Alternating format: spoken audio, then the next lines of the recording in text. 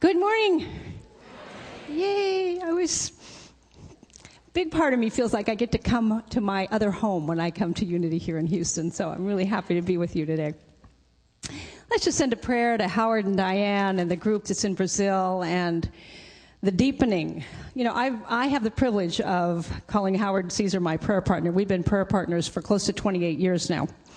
And so almost every week we get on the phone together. And the goal, of course, is to both support each other in relating to the invisible side of our nature more than the circumstances of our lives, and to call upon that higher power to inform, instruct, and then to align our actions with that instruction. And so I know him as a seeker and a finder. He's been interested in whatever is emerging in the world that helps us be more of who we are capable of being. He's also a deep student of all the world's religions. And even more so, I think the thing that probably has kept us the closest over the years is that he is a fellow journeyer with me in the path of Jesus of Nazareth. This man who said to every single one of us, you can do the things that I have done and even greater things still. Now, most of us can repeat a lot of the words from our Bible. We have studied stories, we've explored, maybe we've read the books, or even gone to all the seminars. But there comes a moment when we make a decision that I'm going to move from knowing about it and have my life reflect it. In the church of my upbringing, nobody thought that way. Nobody thought, even though we said the words that Jesus said, nobody really thought we could be free, or that we could really live lives that were transformed by our relationship with the invisible side of our nature. Not one of us this morning could make our heart beat. Not one of us this morning could take one breath on our own. We did not make ourselves. This sacred, holy essence called life has called us into being. Spirit has called us into being. And most of us in this room can say, I am a spiritual being having a human experience. But this thing called life gave us the most precious and holy gift there is, and that's today, a day of life. Nobody gets to think your thoughts today but you. Nobody gets to choose what you will put your attention on or your interest in today but you. You have been given dominion and authority over heaven and earth, it says, which means over heaven all things of the mind, and over earth all the things that it reflects into beingness out of the frequencies we tune to and the belief we place in those ideas. As you believe, so it is done unto you. Do you believe that? All things are possible with God. With God, all things are possible. Do you believe that? The Lord knows ways you know not of. Do you believe that? Now, if we believe that, including we believe that when he said, you can do these things and greater things still, then we want to get curious today about then how would I? If with God all things are possible, how do I get with God? If the Lord knows ways I know not of, how do I then tap into and become aware of some of those ways? If in fact I can do these things and greater things still, then what did he know about how one moves from fear or doubt or scarcity or a form of constriction into a level of living in which we are free and expansive, and life just gets better and better, because it was always great, and what got better and better really is me and my relationship to the greatness that's breathing me. Now, in the church of my upbringing, we did not expect transformation. There were other expectations. We were expected not to smoke and not to drink, and certainly not to move rhythmically to music. But that we would actually experience a measure of what he was talking about wasn't there. But in unity, you're in another whole place. And guess what? People's lives transform here. Things happen because people come here. Some people come and just hear the message and say, great, and go live the same old life for another week. I call it circling the wagons. And I've been a teacher for a very long time. And I watch people come and they'll get inspired and they'll go away. And the next week their life will look pretty much the same. Not because they weren't inspired, but they took no action on the inspiration. And inspiration without action is entertainment. And we can get entertained and feel great for a little while. But if we don't bring action to it, 6 months from now, our life looks pretty much the same. And I've had the privilege of coming here for a number of years with Joe now about twice a year. And you come up and you tell me your stories, a lot of you. Or you'll come to the workshop and you'll catch an idea of a possibility for you. And some of you will decide, I'm not going to just know about that, I'm going to be that. I'm going to be that.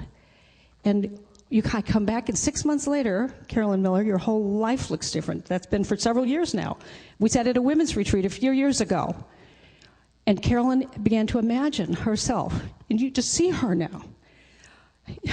We're in Greece, George, just last fall, and we have a conversation, and you're saying, you know what I would love? I was turned around, and there you, it's 6 months later.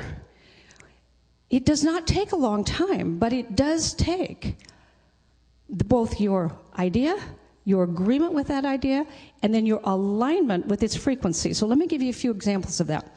One of my clients, a woman named Wendy, came to me.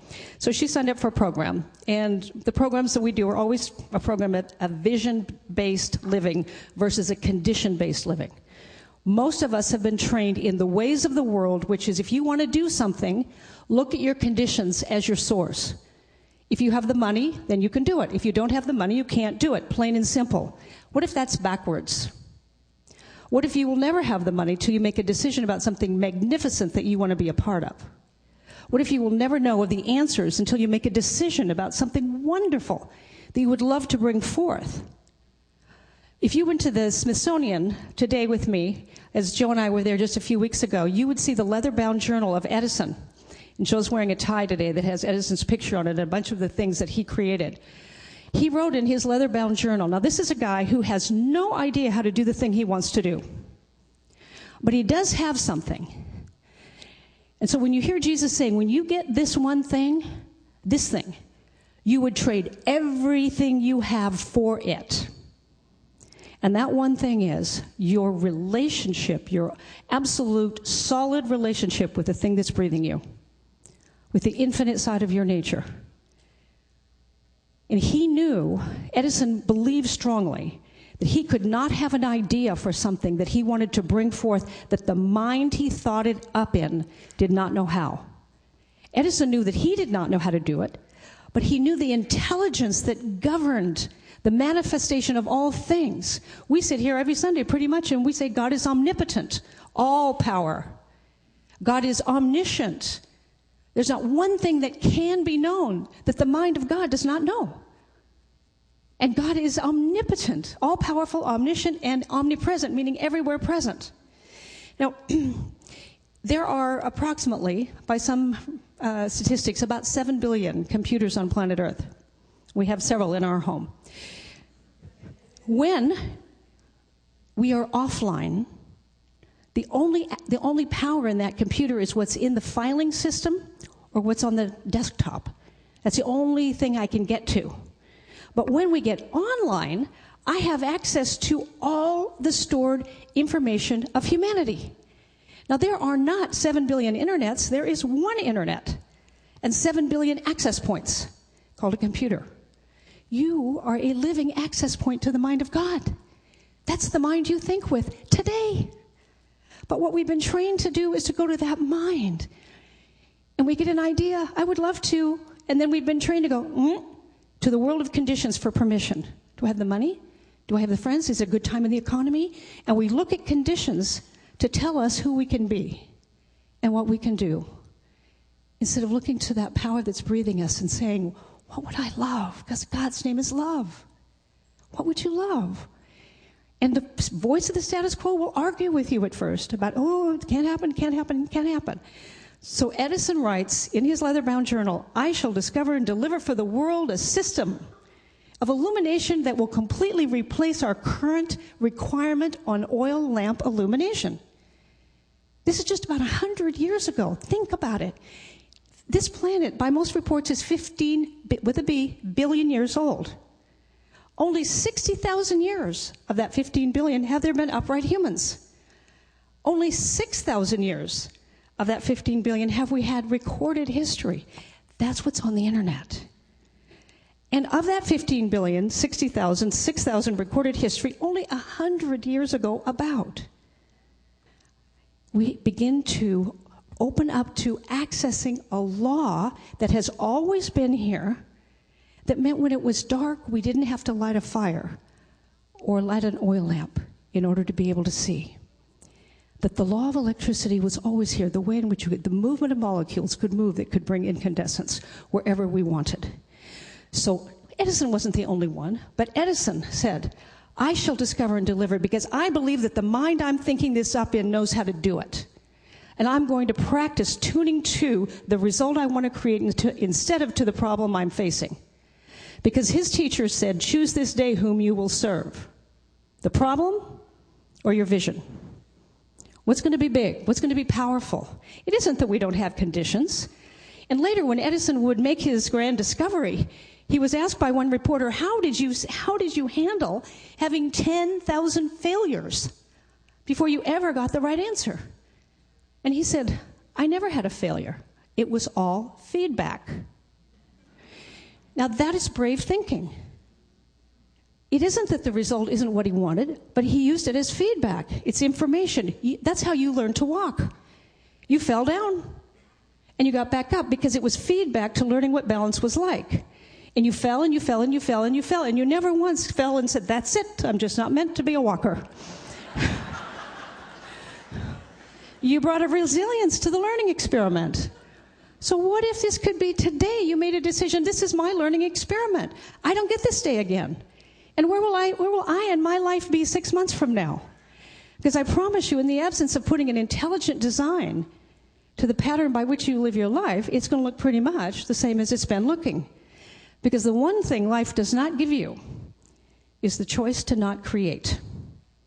You don't get to not create because you are thinking today. And life is moving through you today. You don't get the choice to not create. You only get a choice whether you create consciously by design or unconsciously by default. So Wendy, my client, comes and this is where Wendy is tonight. So she's going to, step one, let's create a vision of where you'd love your life to be 2 years from now, 3 years from now. And this is where Wendy's starting from. This is my life. Oh, life is hard. I have a really horrible ex-husband. He's just a schmuck. He won't pay any child support, and so I am a poor single mother. I have to do it all on my own. I had a business which was a placement service. This is Wendy's story, all right? I had a business that was a placement service, and I still am doing it, but with the economy, that business has dwindled and dwindled and dwindled until now, where it used to make, I would be making about $5,000 a month. Now I'm lucky if I make $1,000, $1,500. And I just completed I thought, well, I got to get out of this business, so I got my graduate degree in counseling psychology, but I don't know where the clients are going to be. I don't think I'm going to get any clients because the economy is down, and so people aren't, doing this. So this is Wendy's story. All right, so imagine, I don't know what your story is, but I know we have one. So I said, okay, Wendy, so this is what it looks like. What do you want it to look like? And it took a while. It took some actual brave thinking to get Wendy to move to a different frequency at first in her mind. And I'm going to offer you 3 laws today that are invisible to you. They're invisible to me. This guy knew this stuff. He knew that everything visible appears from the invisible. That our body forms a living cross. This represents the invisible side of our nature, infinite, eternal. It is what is real of you. This represents the finite, your human birth. You have a birth date. You will have a death date. It's not a maybe. It's an absolute. So my birth date, May 25th, 1949. And along this journey, I'm 63. And there is some date with destiny that, frankly, today I'm not very interested in. But the poignancy of knowing it's there, gives rise, if I pay attention to that, I don't get this day again. This is a brand new baby day. It will never happen again. Nobody gets to think my thoughts today but me. Nobody gets to choose what I place my interest in, which is, by the way, like going to the Google box on your computer. What you put in that Google box, what happens? Search engines go looking for everything like what you told it you were interested in. And it can be a high vibration or a low vibration. It's there. So Edison says, I'm going to do this. And he stays tuned to, if I were doing that, what's the step I would take? So Wendy caught a vision of what she would love. And it took a while because the first law is the law of specificity. Now remember, this all operates in the primary law called the law of vibration. Everything is vibrating. That's why eventually everything turns to dust, because it's vibrating. It's all vibrating, even if you can't see it. And you are. You are. When we say that's a vibrant being, she's just vibrant. What are we saying? We're feeling high vibrations, very activated vibrations in her presence. And if we say that person is just so negative, what are we saying? They're emitting very low vibrations. We can actually feel the contraction pouring right out of them. And so Wendy, I said, okay, so tell me what you love. And it took a while because in specificity, and God gave us dominion, meaning you get to choose what you get interested in. But you have to have a picture in your mind so that you can tune to it. So if you went to the bank and you said to the banker, you walked up to the teller and said, give me 25 or 50. What's the banker going to say? You have to decide. I'm not going to decide whether you want 25 or 50. You tell me, do you want 25 or 50? If you went to the Frank Lloyd Wright of Houston and said, build me my dream house, build me a house that I feel really happy in, that Frank Lloyd Wright cannot build you that house. Because what makes you really happy and what makes you really happy are not going to be the same thing. So you are the co-creator. In the first place you design is in your mind. What would I love? And it takes a while to give yourself permission and some support to allow yourself to begin to build images. You've been given image capacity. Let us make man and woman in our image. And God looks upon the void and says, let there be. And today, you look upon the void of the next 3 years or next 6 months. And if you don't choose to say, let there be, and design, by default, the patterns that you are living from and activating with will just reproduce themselves. And you'll look back, and it'll look pretty much the same. So Wendy got a vision of herself. And I said, she said, well, I would love to have a very thriving, and I would love for my ex-husband to pay bills. And I would love. And I said, okay, so let's get it off anybody else having control of your life. What if do you love that placement business? She said, well, I do love that placement. But she said, I do love that placement business, but with the economy, as you believe, so it is. The words are done unto you. As you believe, so it is. So what does that say? It's a reflective universe.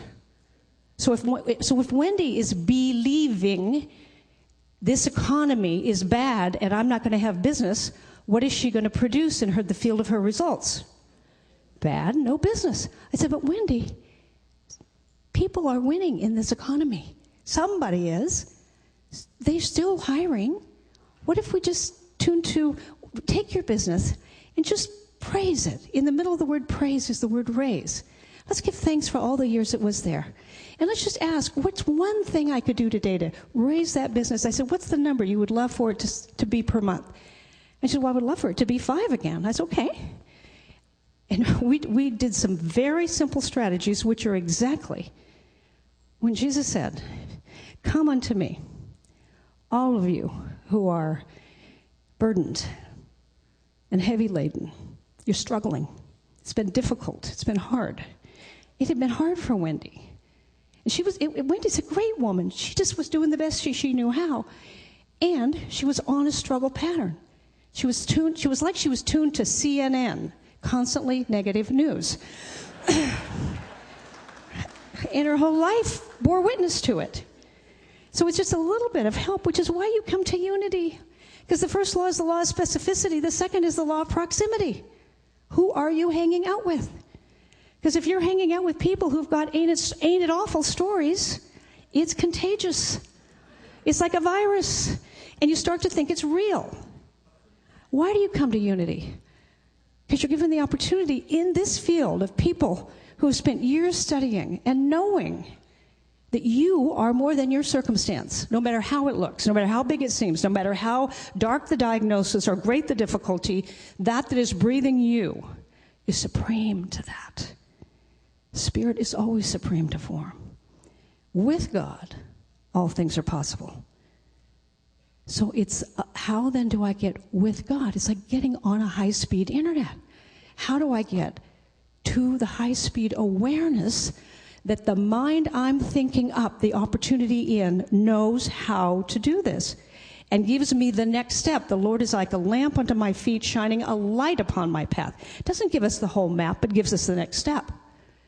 And the next one behind, after that, and after that. And if we stay tuned to and refusing to get off the frequency, the mind I'm thinking this up with knows how to do this. With God, all things are possible. What would I do if I could? And refuse to stop thinking this way until you get an idea. God's first currency, the first resource, is an idea. But if you don't act on it, faith without works is dead. Only by acting on it do you release its potency into the quantum field for it to begin to shift the frequency of what you're looking at. The things you can see, the opportunities that are right here. So I'll just give you a description, all the how Wendy just systematically. Today, here's Wendy. You know what? My ex-husband still doesn't pay any child support. But I no longer really put a lot of attention on that because I have learned the gift of him never paying child support is that I learned to access my own authority as a woman to create what I want to create. And that business that had gone from 5,000 down to about 1,000, I learned how I could just I put about 3 or 4 hours a week into that because it's a business I can pour energy into it and it goes to work. She said last month, this is living fact, last month, systematically over this is 18 months. 18 months ago, this is Wendy today. And why I say this to you is not to impress you, but to impress upon you the power that's breathing you, that knows how to do things with you and for you, and is seeking to lift you. I came that you might have life, that you might have it abundantly. And he says, for this I came, to bear witness, full witness, to the glory of the one that indwells me. That same one indwells every one of us. So here's Wendy's life. Last week, that business turned $22,000 of income. It was just right there. Guess what has happened with her clientele, her coaching schedule? It's not coaching, it's counseling. She does that. But she has a waiting list. And when she asked me, Mary, where will all the clients come from? I said to her, wherever they are right now. It's all here. It's all here. So the law of proximity, you want to be in this church. You look at, when you open that bulletin, almost every single day there's something you could come and catch an idea and put it into your life. And your life will bear witness. There's something I call the grand syndrome that keeps us stuck. And that is the I know that syndrome. And the ego plays havoc with us when it says to us, I know that. And we can talk about prosperity and we can talk about abundance, but until our life bears witness to that knowing, we do not know it. We just know about it. And that's very different. So we don't want to know about it. We want our life to be living demonstration, a product of the product. We know about unity. We know that there's a path. We know that he experienced a measure of freedom and he said, I'll show you how. Do these things. And the third law is the law of receiving. You cannot receive something you're not willing to be. You can have anything you want, but you cannot have anything you're not willing to be. Most of us have been trained in this backward living, condition-based living. It takes brave thinking to think from the result you want to bring forth versus from the condition you're in, trying to get to a result you want. And what's true is you can never get to Discovery or Home and Garden or travel or NBC and watch the Olympics from the frequency of CNN. If you stay tuned to CNN, every picture CNN is yours. And if you want the Olympics or you want Home and Garden or you want a different frequency, you have to tune to that frequency. All those pictures fade away. all the lack, and it's all on me, and I'm the single mother, fades away as Wendy starts taking the opportunity of this day. I'm not going to get this day again. So the woman who is living a life I love living, what does she think? What is she doing today? She's taking some opportunity, and she's saying, I can do this today. I can at least do this. I can at least be that. And the last clue, so you've got the law of specificity. Nobody gets to choose but you, what you get interested in today, or where you want to be 6 months from now. God gave you the authority and the dominion over all things heaven and earth. And the most important real estate you will ever manage is the mind you think with. The law of proximity. Who has access to the influences in your mind? The law of receiving. If we would love this to be, we have to be that thing, at least as best we can today with what we do have. And then the invisible side of our nature does things we have no idea how to do by ourselves. Ideas start to come to us. Opportunities are shown to us. Situations rearrange themselves. We say it came out of the blue. Have you ever asked yourself, where is the blue? You're it. It's right here. You're connected to it. It's breathing you. It's breathing you. Imagine what would have happened when Jesus went to the man who had been paralyzed 38 years. And you watch him again and again employ brave thinking. He's relating more to the spiritual side of his nature than to the physical side of conditions over and over again. And showing, remember, you don't have a soul, you are a soul. Showing again and again, spirit is supreme to condition. If it looks like lack of substance, we have 2 fish and 5 loaves. And their disciples are going, yeah, but there's 5,000 people. And he goes, let me show you about multiplication. If you've got an idea, you can multiply it. When he goes to the guy who's been paralyzed for 38 years, and some of you today are saying, yeah, but if you knew what was happening in my life, and we have a story about it. This guy had a long-standing story of paralyzation, 38 years. Imagine if Jesus had looked at him and said, guess what? If you'd only been paralyzed 18 months, I could help you. He's not impressed by the condition. Brave thinking. Don't be impressed by the condition you're looking at. Be impressed by the Spirit, by the power that's breathing you. Be very impressed that you can't do that on your own. And he doesn't ask the guy, would you like to get healed? That's not the question in the Google box. He doesn't ask the guy, are you worthy enough to get healed? That's not the question in the Google box. He says, would you be healed? Would you be the guy who's living from a healed state? Would you be the guy? Wendy, would you be the woman who lives from this state? As best you can, let's try it out. Let's experiment. Let's do it today. And if you did it today, what would you do? And what would you think? And what might happen? It takes brave thinking. But you'll need all 3 of those things in order to do an experiment that when we come back next spring, which I hope we do, you're the woman who, like the woman in the first service, Claudia, who walked up and said, you know what? I did that Prosperity Plus program. And it was she had done it before, but this time she really did the program. She just didn't come and warm herself by the fire of the inspiration. She actually did the program. And she said, and guess what? I've been in sales my whole life, and I'm pretty good at it. But she said, that 10 weeks, I completely blew every record the company had ever had. It was the biggest quarter I ever had in my entire life. What happened to Claudia?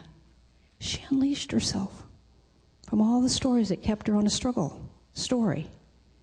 And that same thing is right here for each and every one of us, seeking